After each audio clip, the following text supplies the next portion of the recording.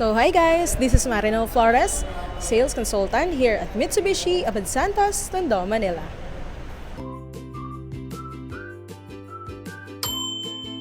Hi guys, welcome to my channel.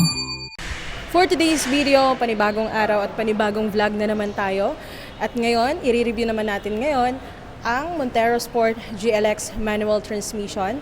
Samahan nyo na rin ako hanggang dulo ng video na to at i-discuss ko kung magkano ang mga promos, discount at mga freebies na pwede nyo ma-avail sa akin through cash transaction at in-house financing. Pag-uusapan natin kung ano nga ba yung mga benefits na makukuha nyo dito sa Montero Sport GLX manual. Dahil nga sa pagtaas ng gasolina ngayon, maraming mga Pinoy ang nangangamba sa pagbili ngayon ng sasakyan dahil nga meron tayong crisis na nararanasan dito sa Pilipinas ngayon kundi yung pagtaas ng gasolina. So ang ating Montero Sport GLX manual ay isa sa pinakamatipid na diesel. So kahit sobrang mahal ng diesel ngayon, patuloy pa rin na maraming mga Pilipino ngayon na bumibili dito sa Mitsubishi. So guys, didiscuss ko sa video na to yung mga benefits at yung mga advantage ng ating Montero Sport. So guys, let's watch.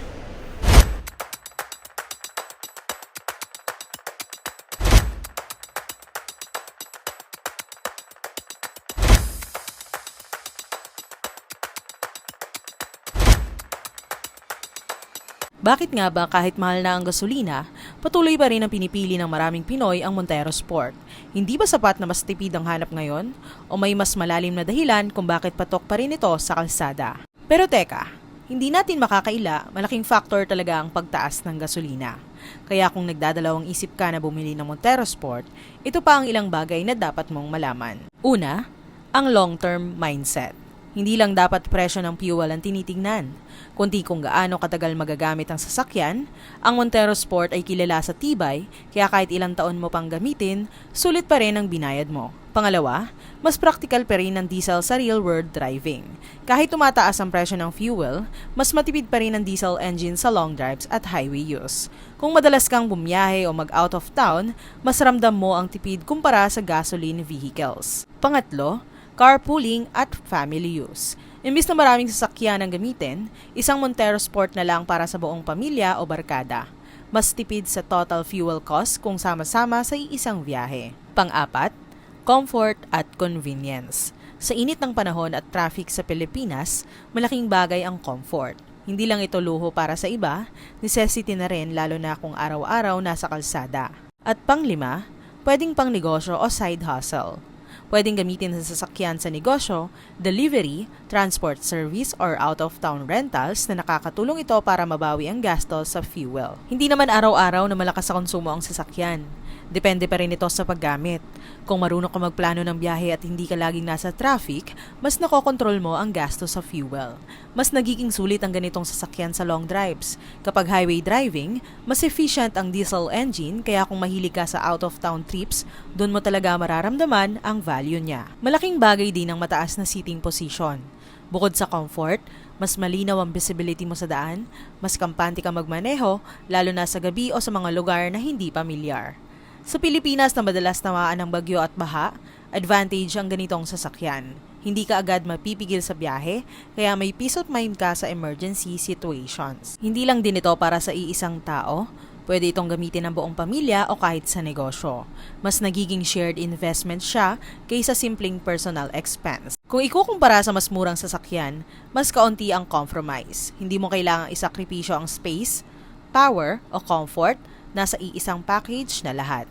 Habang tumatagal, mas na-appreciate mo ang sasakyan, lalo na sa mga road trip, vacation at moments kasama ang pamilya.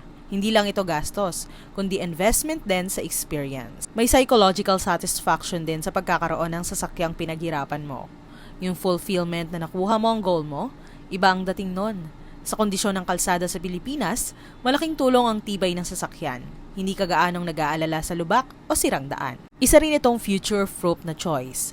Kahit magbago ang lifestyle mo, magkapamilya, magnegosyo, o mas maging mahilig sa travel, hindi mo na kailangang magpalit ng sasakyan. Mas mataas din ang confidence mo sa pagmamaneho, ramdam mo ang power at stability, lalo na sa expressway o paakyat na daan. At sa totoo lang, May epekto rin ng sasakyan sa image. Sa business o professional setting, nakakadagdag ito ng credibility at first impression. Hindi mawawala ang pagtaas ng gasolina. Pero ang tanong, hahayaan mo bang limitahan ito ang choice mo? Dahil sa huli, ang pagbili ng Montero Sport ay hindi lang tungkol sa gastos. Ito ay tungkol sa convenience, seguridad, lifestyle at long-term value. Hindi rin pare-pareho ang galaw ng presyo ng gasolina. May mga panahon na bumababa rin ito. So, ibig sabihin, hindi permanenteng mataas ang gastos, nagbabago rin over time. Kung titignan mo rin, mas mahal ang pamasahe at ride-hailing ngayon. Sa long term, kung lagi kang bumabiyahe, minsan mas napapamahal ka pa kaysa kung may sarili kang sasakyan. May control ka rin sa oras mo, hindi ka nakadepende sa availability ng public transport o booking apps. Sa Pilipinas na unpredictable ang traffic at commute, malaking bagay ang sariling sasakyan. Isa pa, hindi lahat ng gastos ay sayang. Yung convenience, comfort at oras na natitipid mo, may value din yon kahit hindi mo nakikita sa pera agad. Sa perspective ng ownership, mas may sense of responsibility at pride kapag may sarili kang sasakyan. Mas inaalagaan mo, mas tumatagal, mas nagiging sulit. Kung marunong kang mag-budget, pwede mong i-balance ang fuel cost sa ibang expenses. Hindi ibig sabihin na dahil mahal ang gasolina, hindi na kaya. Kailangan lang ng tamang planning. At kung iisipin mo, ang ganitong klaseng sasakyan ay hindi impulsive buy. Pinag-iisipan ito. Kaya kadalasan, ang bumibili nito ay handa na rin sa long-term na gastos kabilang na ang fuel. Sa huli, hindi tanong kung mahal ang gasolina. Dahil oo, mahal talaga. Ang mas tamang tanong ay, yung value ba na makukuha ko sa sasakyan na to, mas mataas kaysa sa gagastusin ko sa fuel?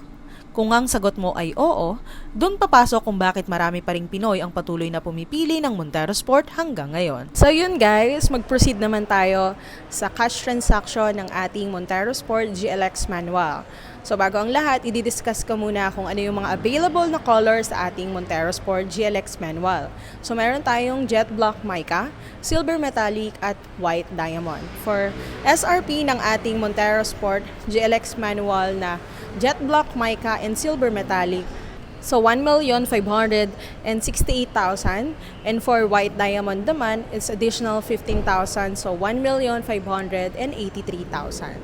So guys, so discounted na siya ng 279,000. So may previous pa kayong makukuha na free spoiler, leather seat at iba pang mga car accessories. So yun guys, sa in-house financing transaction naman, meron akong ino-offer na mga freebies, kabilang na dyan ang ating pre-Black Series looks at additional car accessories na rin dyan. So ipa-flash ko na rin dito sa screen yung mga freebies na yon. And for down payment naman, naka-zero down payment pa rin tayo ngayong April. So if you are interested sa monthly amortization naman, nasa 31,000 lang siya. So kayang-kaya pa rin siya ng budget nyo. So if you are OFW, self-employed, BA, or government employed, pwede kang mag-apply sa akin. Kahit online process lang yan. At legit din ang ino-offer namin na one-day approval. So kung depositor ka ng BDO, BPI, RCBC, Sterling Bank, Security Bank, ay madali tayong ma-approve ni bangko. So kahit naman hindi ka depositor ng bangko, ay possible ma-approve ka pa rin ng mga promo na bangko na yan. So yun guys, if you are interested, pwede nyo po akong i-message sa aking Viber or WhatsApp na 0939-530-1720, o pwede nyo rin po akong bisitahin dito lang po sa Jose Abad Santos, Manila Branch. So yun lang guys, don't forget to like, comment, share, and subscribe. Bye-bye!